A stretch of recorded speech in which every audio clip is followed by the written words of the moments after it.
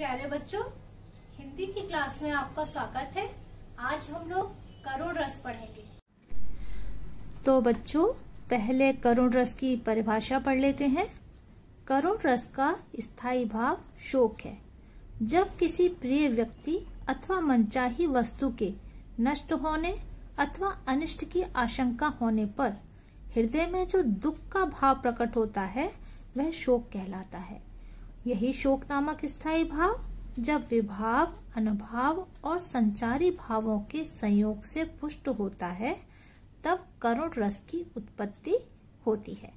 आइए अब समझते हैं। मैंने पहले भी बताया था, हर रस का एक स्थायी भाव होता है जो हम सबके हृदय में परमानेंट रूप से रहते हैं। तो करुण रस का स्थायी भाव क्या है? शोक है।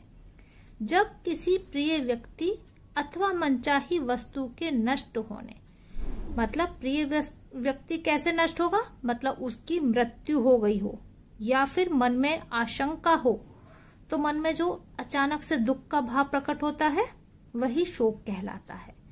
और यही शोक नामक स्थायी भाव जब विभाव, अनुभाव और संचारी भाव, ये विभाव, अनुभाव और संचारी भावों को मैंने रस और उसके अवयव में बहुत अच्छी तरह उस वीडियो में आपको समझाया है। आप वहां पर फिर से समझ सकते हैं। तब करुण रस की उत्पत्ति। अब उदाहरण देख लेते हैं।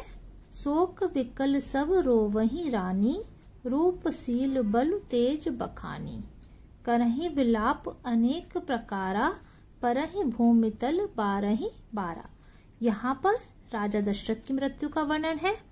सारी रानियां शोक से व्याकुल होकर रो रही हैं।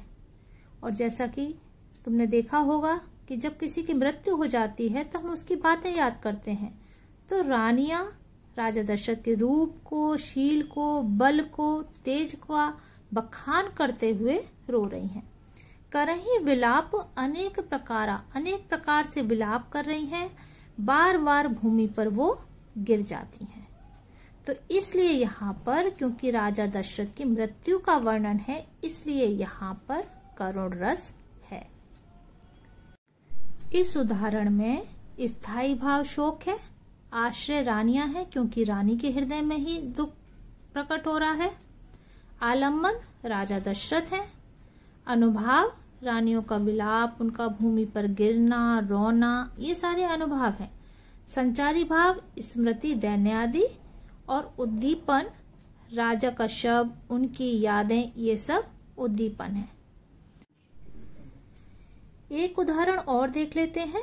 इसमें लक्ष्मण जी की मृत्यु का वर्णन है और राम जी लक्ष्मण जी को याद कर रहे हैं और कह रहे हैं कि लक्ष्मण जी के बिना मेरा जीवन बिल्कुल बिना पंखों वाले पक्षी जैसा हो जाएगा। इसलिए यहाँ पर भी करुण रस है।